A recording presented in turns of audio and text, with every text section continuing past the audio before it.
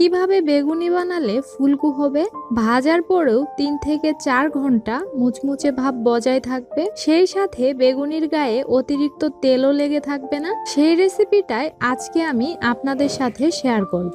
পুরো ভিডিওটা মনোযোগ দিয়ে দেখতে থাকুন।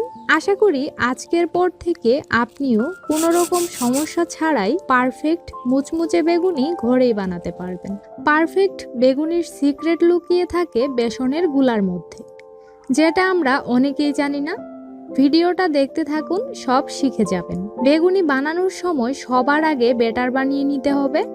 সেজন্য বেসন সরাসরি বাটিতে না দিয়ে একটা চালনির সাহায্যে চেলে নিব। আমি এখানে নর্মাল চায়ের কাপ দিয়ে মেপে 2 কাপ বেসন নিয়েছি।